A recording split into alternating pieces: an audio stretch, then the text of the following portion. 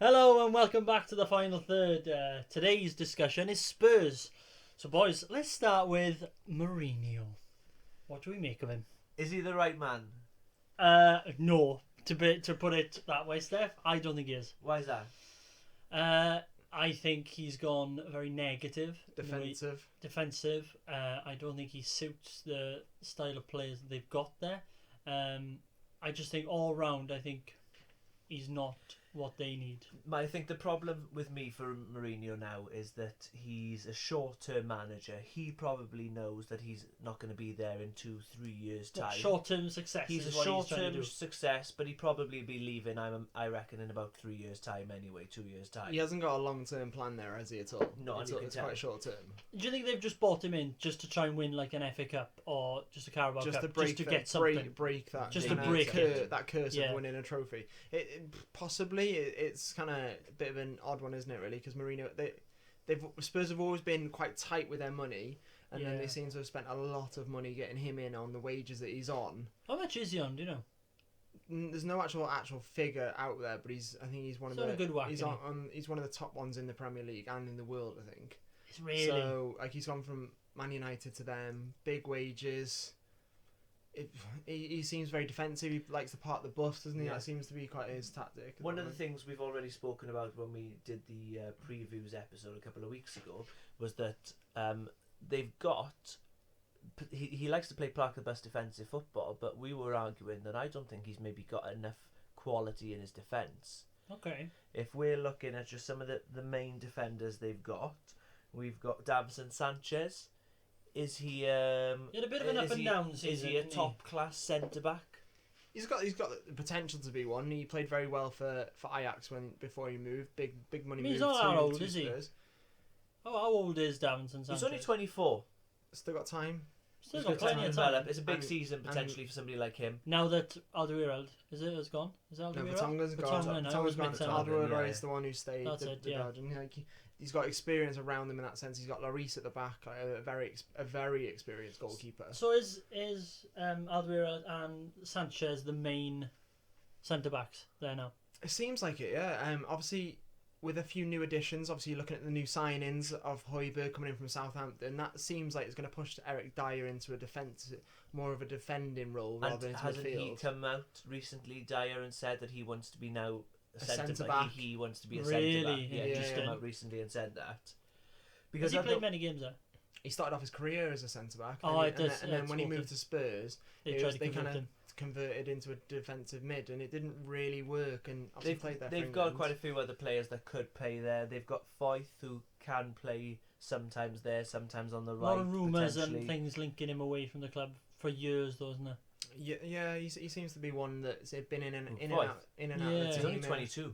No, but I've always heard like loan deals and stuff like that. Yeah. I think you look at the new additions. That obviously you're saying that it's been a weakness, but I think they have added in Doherty from Wolves. He seems. I thought that was a bit of a strange run, to be fair. I think it's shrewd is the best way to describe it. I think because obviously he's a British player, played very well for Wolves last year, kind of getting into his peak of his career. So you're not having to wait for that potential of like the youth, like inexperience and stuff like that. I think is he 26, 27? He's 28. 28. Yeah. Okay, a little bit older than I thought as well. A little bit more experience. Got good.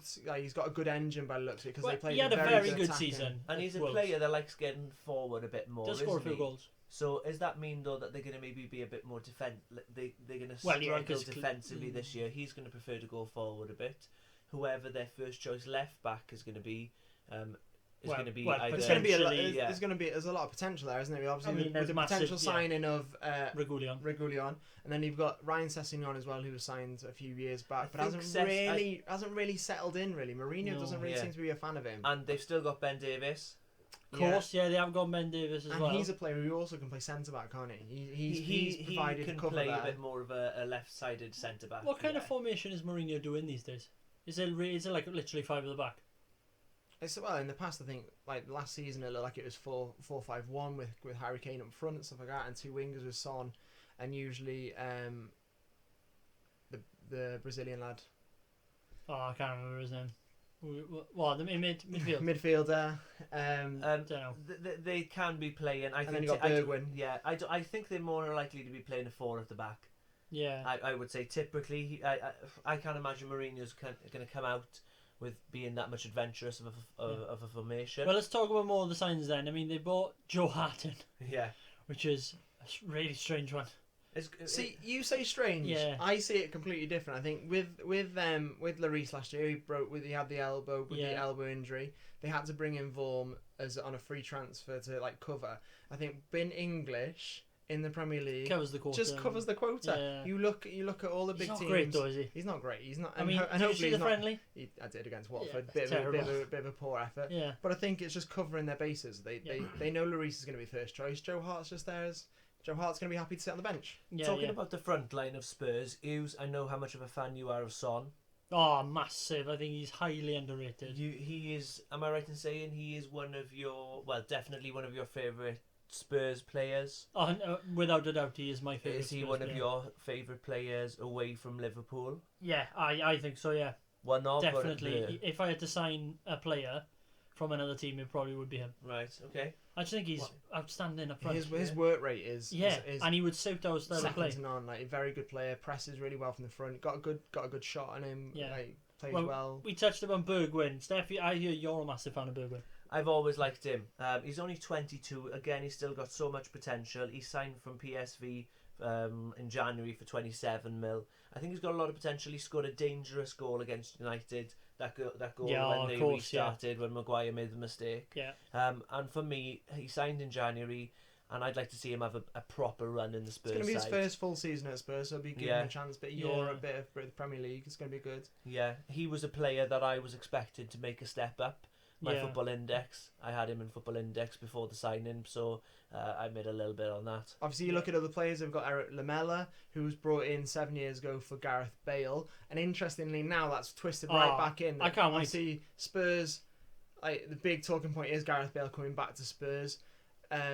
7 years ago, they sold him for the record deal to Madrid. They brought in 7 players to replace him. 7 years later, they haven't been able to replace him, and they've got him back on a deal that looks like it's going to be a loan deal for the first season, with Real Madrid playing quite a bit of his wages, and then possibly a 20 million, or it looks like it's rumoured to be around about 20 million for a further. I can't wait to see him back in the Premier. Yeah, I cannot wait. It's great for Wales as well, because obviously Euros coming up, going in first playing team more football. Games. Great for the golf courses around London, because obviously big golfer. Big golfer. It's one of them. I think him coming back to that team will give them a different emphasis, and because it's been so much on Harry Kane, hasn't it? And for me as well, it's a signing for me that makes sense, and it's a signing that makes sense for Bale. He's of a certain age now, and you could argue he's not a top 4 player, because if you said Liverpool, Chelsea, any of those top 4 clubs were typically after him, he's not really going to be starting. No, but you'd like to think that he's going to be pushing for starts in this Spurs side, possibly even definitely. Who's his main threat? Who's his main person? It's going to be like Lucas Moura, isn't it? With Moura, you've got Son. He's going to be playing that winger position. Have they really replaced Eriksen as well? No, not really. Well, they brought in Højbjerg, but he's a completely different player. Yeah. And then Bergwijn, you could argue. I think it all but then depends. obviously that's like Gelson Fernandes as well, isn't it? Yeah. He's come in on a 2-year loan. Obviously we were saying about players that came in January. He's one that's going to have another chance to kind of progress. Yeah. And they signed Lo Celso as well this year for 28 mil. That was a good deal. And he felt like he came into it late, because he had that injury right at the beginning. He didn't feel like he came into the team until like November, December. No. Didn't have the best of starts, and then from January onwards played really quite well.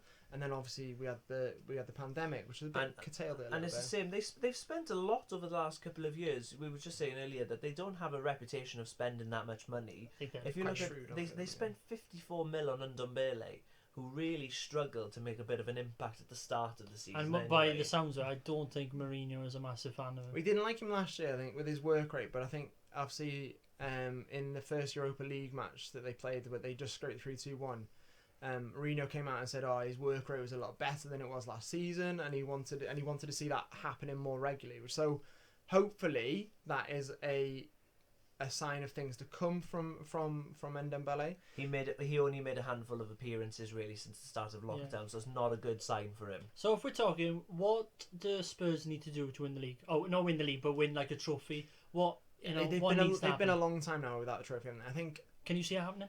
Can you see Are them they winning an FA Cup or a that's the Carabao thing. Cup? Will Mourinho try and target an FA Cup or a League Cup? Possibly, because it's another route to Europe. And it's one thing that he did with United. But it's something he will target a trophy. If you look at his past record, he's very successful in those cups. You also look at the league at the moment. Wolves are getting better. Everton are getting stronger.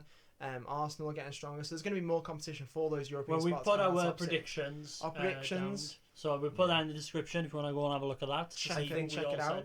Finally, for me, the last thing I think they need is Harry Kane has to have crucially needs to have a really good season. He's right. He's the main guy. Disappointing for me when England were playing the other day in the internationals. He was the number one. He seems like he's implemented himself as the number one England striker. Yeah. Whereas then Jamie Vardy, who's on the sideline watching him, is thinking, well, I've outscored this guy last season. It's a good job he's retired then, isn't it? Yeah. There's a lot of... I know what you mean. There's a lot of players I feel sorry for players like Danny Ings. Where he's now solid number 10, exactly, Danny Ings as well, where they look at him and go, well, I've outscored Kane recently, and Kane's been consistently decent. But like you said earlier, it takes the pressure off Kane now that Bale's come in. And I think he might have a good season. Like what we're saying then, like what do they need to win trophies in leagues? They need a backup for Kane because he is a little bit injury prone. There's no sign of a striker coming in. The last season that he had an injury. They had no backup. They had to play midfielders in the striking position. And they had to play Son up front. They had Son, they had Dele Alli up front. I think it was a bit of a struggle. I think there's rumours that it's Danny Ings, but I don't think Southampton want to get him. There's rumours that King from Bournemouth. Yeah, Joshua King. I've heard Joshua King. I've heard Alexander Milik. Yeah. There's Troy Deeney was rumoured right at the beginning of the transfer window, just getting back in the Prem. Yeah. Honestly now, do you think that this season Spurs will win a trophy? I don't know. There's so many good teams in the league at the minute. I can't see it happening at all. Unless, like you said, unless they get a backup striker who can actually compete with Kane and actually score goals as well, I can't see it happening. Yes or no? No. Steph? No. Bryn? I don't think so either. I think they haven't got a squad that is big enough for them to be able to do it. Can I finally ask you one controversial question? Yeah. Will Mourinho make it till the end of the year? Ooh. Yes. Yes, he will, because I can't see them getting rid of him that quick. No, okay. But I think Amazon want to see him again. Yeah, probably. Season 2. So there we are, lads. What do you think? Remember to leave a comment and a like. Don't forget to subscribe as well. Until the next time.